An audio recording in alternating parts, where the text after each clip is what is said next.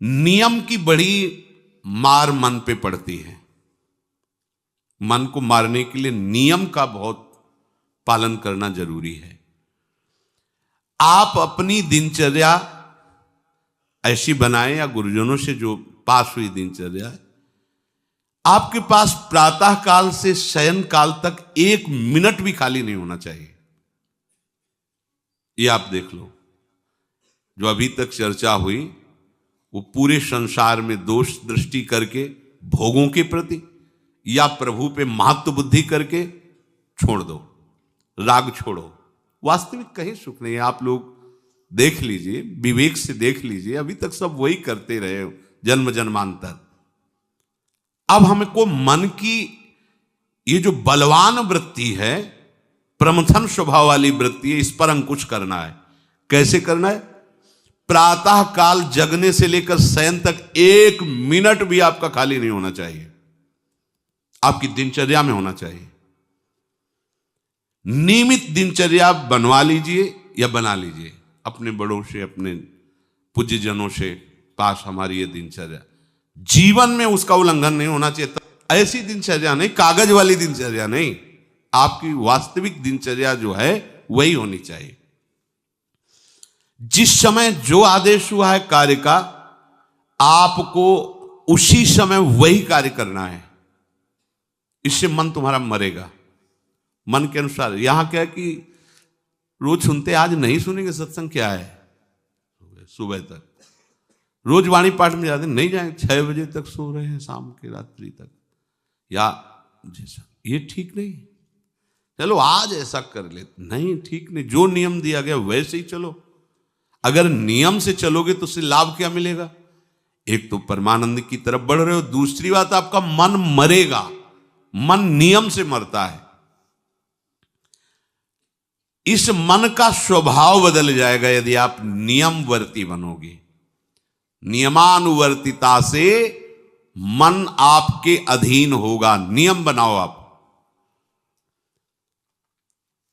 नियम अगर आपने नहीं बनाया तो परमार्थ की चढ़ाई पर नहीं चढ़ सकते हो। परमार्थ में आज तक उसी को लाभ मिला है जो नियम से चला है। किसी ने पूछा किसी से कि क्या नियम है आपके, तो उनका हमारे संप्रदाय में तो नियम है ही नहीं। गजब की बात कह दी। यहां का जो नेम है वो प्रेम से शासित है। प्राण चले जाएं पर वो नेम छोड़ सकते हैं? देखो ना, मन क्रम वचन त्रिशुद्ध सकल मत, नेम नहीं है। जो अब कह रहे हैं उसी के अनुसार जीवन चलाना है। प्रियालाल के सुख का नेम, प्रियालाल के नाम जप का नेम। प्रियालाल हमारे यहां कोई नियम है नहीं, मतलब खाओ पियो पड़े रहो केवल से। आप समझो, समझ के बोलो, ऐसे किसी को मत बोलो। परमार्थ में आज तक जिसको भी लाभ मिला है नियम से चलने वाले को प्राप्त हुआ है। इष्ट आराधना में जो जो आपको नियम मिले हैं उनमें शिथिलता नहीं होनी चाहिए, और बहुत काल तक एक नियम में चलने वाले को सिद्धि प्राप्त हो जाती है। जिस स्थान पर, जिस आसन पर, जिस समय पर जो मंत्र जितना, वो नियम होना चाहिए। ऐसा नहीं कि आज 20 माला जप लिया तो कल 10 माला जप कर लिया तो 2 दिन जपा ही नहीं फिर आगे, ऐसे नहीं होता। एक नियमानुवर्तिता। 5 मिनट का भी अंतर आपके नियम में जब नहीं पड़ने लगेगा, नियमित नियत समय, यह संतों में देखा गया है। 6 बजे उठना, 6 बजे शयन, 6 बजे उनकी जो दिनचर्या, एक दिन अगर देख लो तो दूसरे दिन तुम कह सकते हो इस समय ये साधन कर रहे होंगे, क्योंकि उनका नियम है, वो वैसे ही मिलेंगे। बड़े बड़े महापुरुषों में देखा गया है। ये 2 बजे के जगने का समय तो मतलब जैसे लगभग विषयी पुरुष सब सोते हैं, ऐसे लगभग जो भगवत प्राप्ति की लगन वाले साधु 2 बजे जग जाते हैं सब। ये नहीं, कोई आश्चर्य की बात नहीं है। हमने देखा है गंगा के किनारे, जैसे ब्रह्म 2 बजे शुरू हो जाता है, कुआं से जल अर्चना और सब दिनचर्या, गंगा नहाने के लिए फिर जाना, बाद में यहीं से स्नान करके फिर बाद में गंगा स्नान करने जाना। जो अनियमित साधन करता है, यद्यपि साधन अविनाशी, पर मन मरेगा नहीं, मन अधीन नहीं होगा, ध्यान रखना। अनियमित, नियमित। आज 1 घंटे बैठे, कल 30 मिनट बैठे, परसों 10 मिनट, और फिर आगे बैठे ही नहीं 2-4 दिन, बिल्कुल नहीं, ऐसा नहीं। चाहे 10 मिनट से शुरुआत करो तो 11 होना चाहिए, कभी 9 नहीं होना चाहिए। और बार बार दिनचर्या का परिवर्तन नहीं होना चाहिए, मंत्र का परिवर्तन नहीं होना चाहिए, नाम का परिवर्तन नहीं होना चाहिए। खाने पीने का, शयन का, जगने का बिल्कुल नियत समय होना चाहिए मन को वश में करने के लिए। ये जो लोग ने कि जब जहां जैसे आया चिड़िया की तरह चुनते रहते हैं, कुछ लोगों को तो देखा है, यहां तो शासन है। सत्संग में भी बोतल खोली, एक एक घूंट ऐसे थोड़ी थोड़ी देर पर, अरे मर थोड़ी जाओगे, अमृत बरस रहा है, भगवत चर्चा को उसका पान करो। चिड़िया की तरह कभी ऐसे जेब में डाले, वो रंगीन पुड़ियों नहीं होती ऐसे थैली, निकाला, भुजिया चवा, 2 पानी, ऐसे मर थोड़ी जाओगे। एक बार भोजन डाल दो, प्राण पोषण होता रहेगा, एक बार नहीं, 2 बार से। इसके बाद ज्यादा ये नहीं होना चाहिए, थोड़ा ये पाया, थोड़ा वो पाया, थोड़ा प्रसाद में मिले प्रणाम कर लिया, जरा चख लिया, रख लिया, और जब प्रसाद पाएंगे तब पा लिया। बार बार खान पान से भजन में विक्षेप पहुंचता है। अगर मन को मारना है, भगवत प्राप्ति करना है, तो खान पान का समय, शयन का समय, शयन का समय मानो आप 9 बजे से 2 बजे तक, 9 बजे आप सैया पर होना चाहिए। 2 बजे आप सैया छोड़ ही दो, नींद आई हो या ना आई हो, इससे कोई मतलब नहीं। नियम सो नियम, ये नहीं आज रात में नींद नहीं आई तो आज सो लेते, नहीं, उठो तुरंत। आपकी दिनचर्या, अपने लोगों ने अभ्यास जब किया ना, तो उसमें ये नहीं कि जग के विचार करना है कि उठना है। जेव ही घड़ी पर दृष्टि गई, आज तक भगवत कृपा से कभी अलार्म नहीं लगाया, बचपन से लेके अभी तक। मिले ही नहीं घड़ी तो अलार्म क्या लगाए, गग्गा के लिए घड़ी लेके कौन घड़ी देगा, गरीब किसानों के। एक समय निश्चित, 5-10 मिनट के अंतर की बात नहीं कहते, तुरंत वस्त्र हटाओ, तुरंत। ये नहीं कि ओढ़ के ध्यान करेंगे, वो ध्यान नहीं होगा, वो सो जाओगे। वो पहले अगर सर्दी के समय हटा दिया, ऐसे खुले बैठो, ठंडी लगेगी। अब नाम जप करो जितनी देर तुम्हारा नियम हो, नहीं तो चलो अपना शौच स्नान पवित्रता। फिर उस शयन वाले आसन पे न बैठे। अगर फिर नहा धो करके बैठ जाओगे तो एक नींद पूरी और हो जाएगी उसमें। और प्राय लोग यही करते ना कि पहले तो बोले नहाने धोने की जरूरत नहीं, नाम जप कर लेंगे, उसी में बैठे।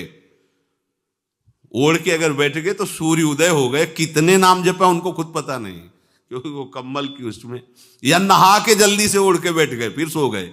ऐसे साधना नहीं होती। स्नान करने के बाद फिर आसन में बैठ कर बहुत साधारण अवस्था, ऐसा नहीं कि खूब गरम गरम कंबल ऐसे ओढ़, नहीं, ठंडी लगनी चाहिए, शांत बैठ, आंख खुली। ध्यान नहीं करना चाहिए, आंतरिक ध्यान करो। आंख मूंद ली ना तो सुषुप्ति में पहुंच जाओगे। ध्यान पूर्वक ऐसे, जैसे चातक स्वाति की बूंद को निहारता है।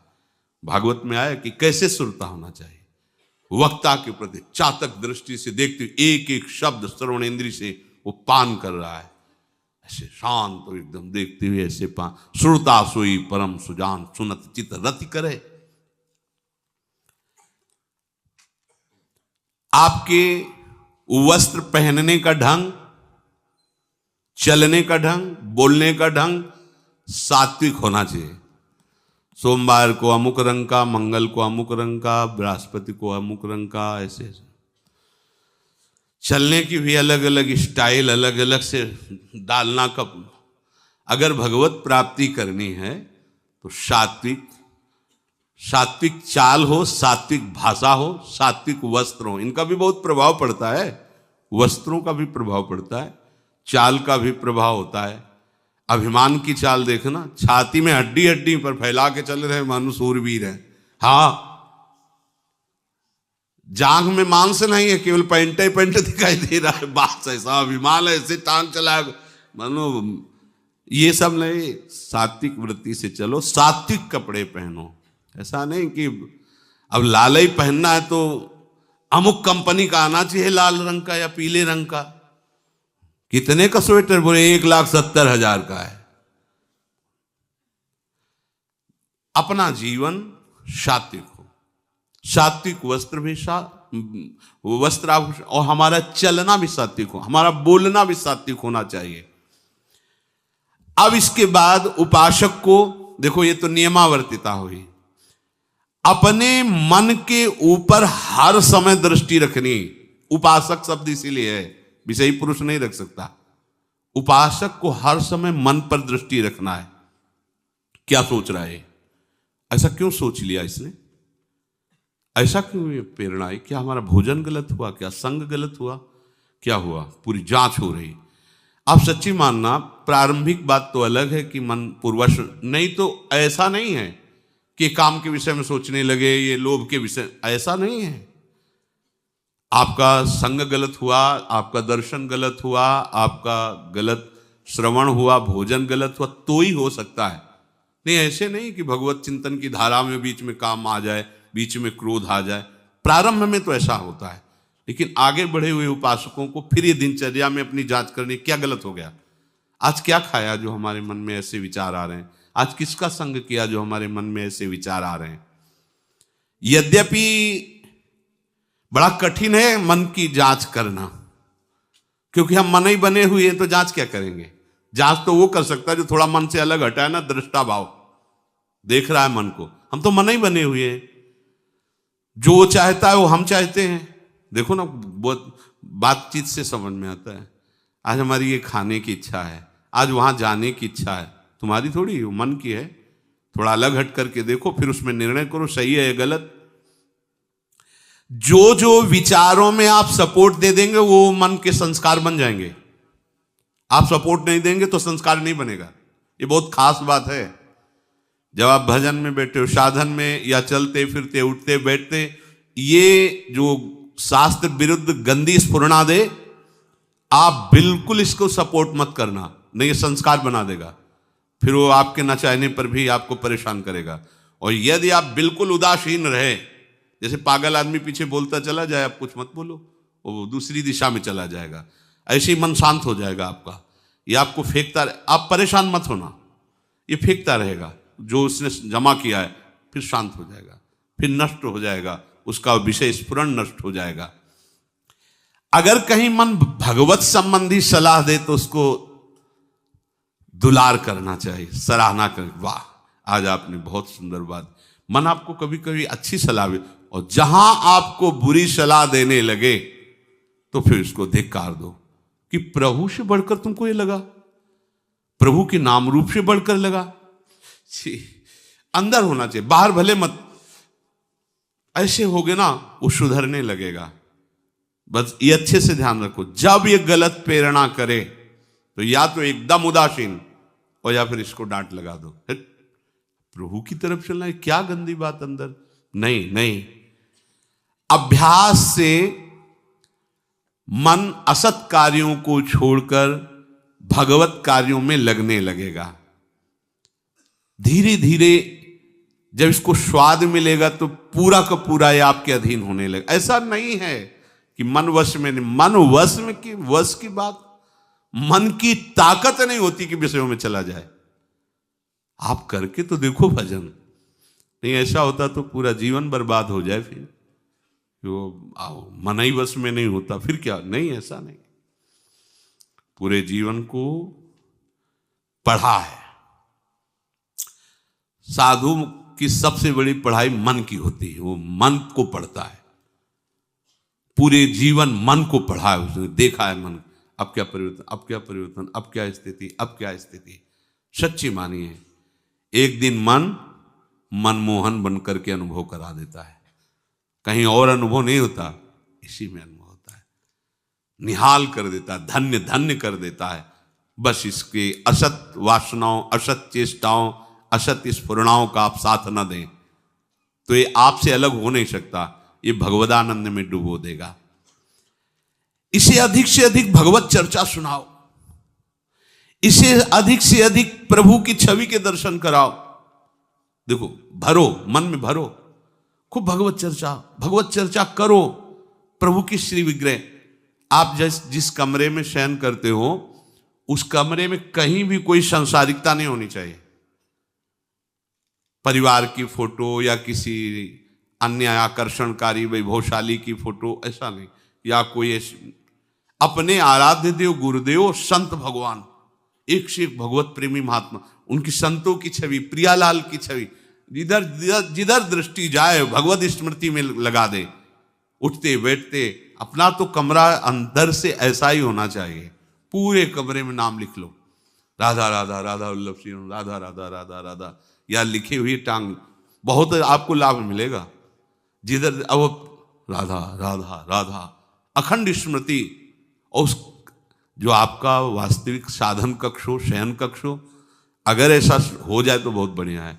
अन्य का प्रवेश ना हो, कोई भी हो, सदगुरुदेव की सिवा, आराध्य देव की सिवा, उसका आप देखना, इसका बहुत बड़ा प्रभाव होता है। कई बार इस बात का अनुभव हुआ कि जैसे बाहर मन विक्षिप्त हो गया किसी बात से, किसी उपासक से, और जे भी एकदम जैसे एकदम बदल गए व्यक्ति, और भजन बड़ी तीव्रता से होने, क्योंकि वो आप परमाणु भजन के, वो भागवती कक्ष होता है। इसके लिए भाई जी ने भी सावधान किया। अगर ऐसा हो जाए तो, मान लो असुविधा है तो कोई बात नहीं, अगर ऐसा हो जाए कि भगवत मार्ग के पथिक का जो वास स्थल है, जहां वो शयन करता है, बैठता है, उसमें सांसारिक पुरुषों का प्रवेश ना हो। इसलिए हो सकता शब्द लगाएगा, एक ही परिवार में रहते हो, आप ऐसा झगड़ा करोगे कि हमारे कमरे में ना जाए कोई रिश्ते नातेदार या अन्य परिवार के सदस्य, कठिन हो जाएगा। अगर हो सकता हो तो भगवत प्रेमी महात्मा के सिवा, भगवत भजन करने वाले के सिवा प्रवेश न हो, तो आप देखो कि उस कमरे में ऐसी परमाणु आ जाएगी कि आपका मन वहां प्रवेश करते ही भजन में लगने लगेगा, बड़ी शांति का अनुभव होगा। इसे खूब भगवत चर्चा सुनाओ, भगवत चर्चा करो, और भगवत श्री विग्रह के दर्शन कराओ, बड़ा लाभ मिलता है। जिसे आप जहां शयन कर रहे हो, सामने अगर अपने आराध्य देव की छवि हो ना, बार बार बार बार दर्शन का शौक, और कभी कभी तन्मयता एकाग्रता करते हुए अगर शयन कर जाओ तो स्वप्न में वही छवि के दर्शन करते हुए पाया जाता है। एकाग्रता का बड़ा महत्व है। अगर आप नाम में एकाग्र करके सो जाओ तो आप देखो जगते समय आपकी वही नाम चलता मिलेगा। मन के कहने में कभी अपने आप को मत फंसाओ। मन लोभी, मन लालची, मन चंचल, मन चोर, मन के मत चलिए नहीं, ये पल पल में कुछ और, ये भटकाता रहता है।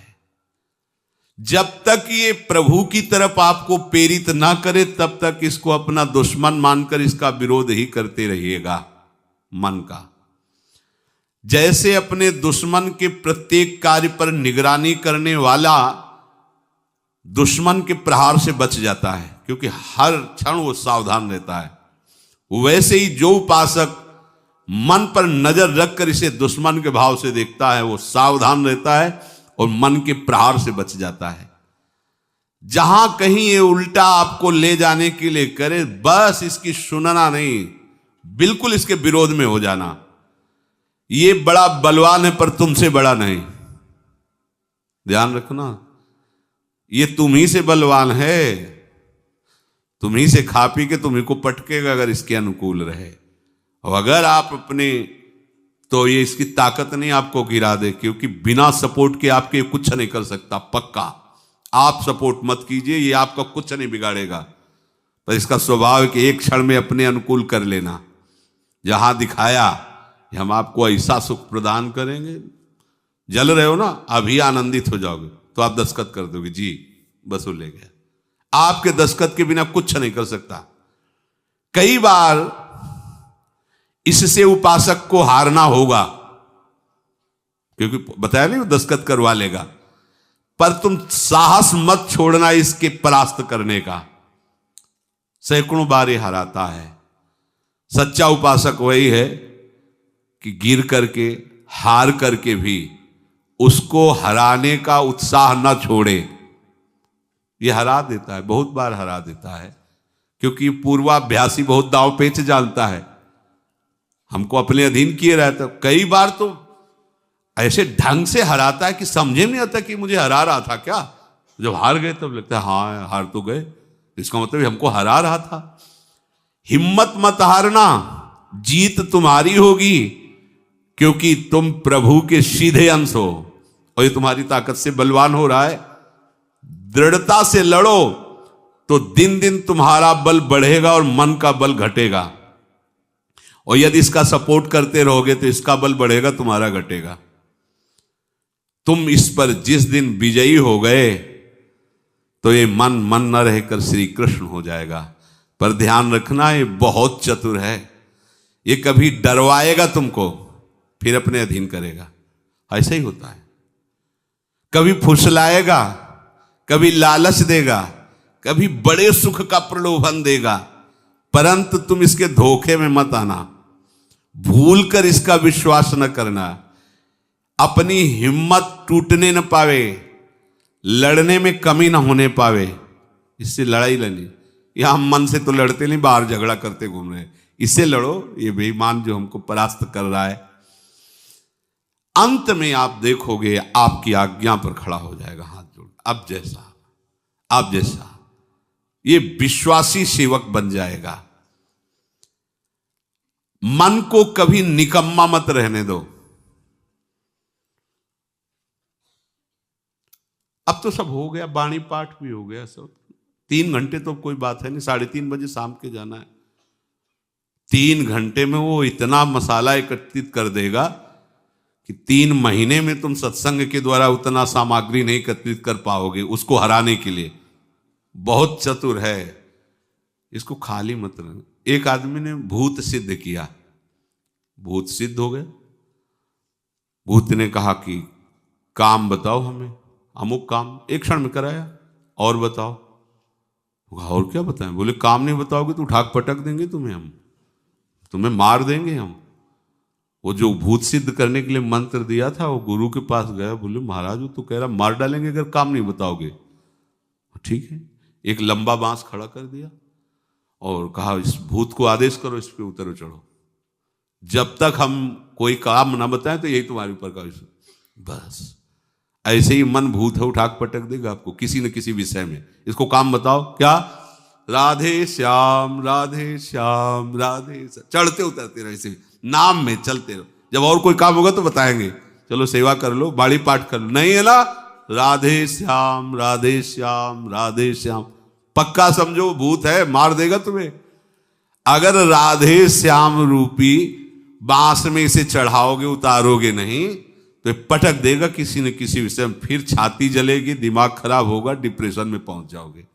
ये ऐसे ऐसे कर्म करवा देता है कि लगता है अब भी इसकी जरूरत है। प्रभु के होके, प्रभु का नाम जप करके, प्रभु के मार्ग में अब भी इसकी जरूरत है। जो तुमने किया, जो तुमने सोचा, जो तुम सोच रहे हो, इसकी जरूरत है। बहुत सावधान, नाम कभी छूटे ना इसको। उसमें ये निकम्मा मन बर्बाद कर देता है। निकम्मा रहोगे तो इधर उधर की बातें सोचेगा। एक और बात बता दें, जब तक नींद ना आवे तब तक लेट करके भजन मत करना। किडनी थोड़ी खराब है तुम्हारी कि तुम्हें बैठने में परेशानी। अपने लोगों ने ऐसा किया है कि अब जैसे रात्रि में है माला लेके बैठ गए, अब नींद नहीं आ रही है तब तक माला चल रहा है, भजन चल रहा है। जब नींद आने लगी धीरे से लेट गए, माला छाती में रखा है, अगल बगल कोई अपने माला में ही है। अब लेट करके कि नींद का इंतजार, तो नींद तो आए कि ना आए, लेकिन ये क्या क्या प्रोग्राम आ जाएगा वो आप देख लो। नए साधक सावधान नहीं रहते तो दुर्दशा अपनी कर लेते हैं क्रियाओं के द्वारा, अन्य चेष्टाओं के द्वारा। शयन के समय बहुत सावधान रहने की जरूरत है। दिन भर तो आपको ऐसी सेवाएं मिली हैं, ऐसे साधन मिले हैं जो भगवदानंद में डुबोने के लिए पर्याप्त हैं, लेकिन जो आपका पर्सनल समय है उस समय आप सावधान रहना। अब आप फुर्सत में लेट गए, जे भी फुर्सत सोच के लेटे कि सब हो गया, अब उसका प्रोग्राम शुरू मन का। अब आपकी इधर उधर चित्तवृत्ति, फिर मोबाइल जो पास है तो फिर क्या कहना है, मन को तो मानो अमृत मिल गया, वो आपको प्रेरित करेगा। जहां आपने कोई गेम ये वो नौटंकी नाटक की, जहां बस उसको मसाला मिल गया वो आप काफी है, वो आपको ऐसी जगह पहुंचा देगा कि सुबह दिनचर्या में हाजिर नहीं हो पाओगे। कहाँ है वो? बोले अभी तो आया ही नहीं वो। क्यों? मन ने उसको परास्त कर दिया, इसलिए नहीं आया। बहुत सावधान। ये निकम्मा रहेगा तो बुरी बुरी बातें सोचेगा। खास बात है दिन भर सावधान रह सकते हो माना, लेकिन शयन के समय जब आप अपनी सैया पे गए, आप होश ठिकाने रखो, बिल्कुल सावधान। यहां थोड़ी तुम्हें सावधान रहने की जरूरत है, अभी तो सावधान आई हो, नहीं तो अभी खड़े हो, तुम्हारे पितर तक तृप्त हो जाएंगे अभी है। लेकिन कमरे में सिटकिनी बंद, अब शयन के लिए गए, आप होश में, यही होश खो जाते हैं। ध्यान रखना, मन आपसे ऐसी चेष्टाएं कराएगा, क्रियाएं कराएगा, ऐसा दर्शन कराएगा, ऐसा सोचवाएगा, पूरे दिन की साधना को मटिया पलेट कर देगा, पोछा लगा देगा। हमारी प्रार्थना मान लेना, जब तक नींद ना आवे तब तक सोने के लिए आप लेटना नहीं। यदि जवान साधक हो, माला हाथ में, ऐसे दोनों हाथ कब्जे में है, जवान से नाम या मंत्र अंदर।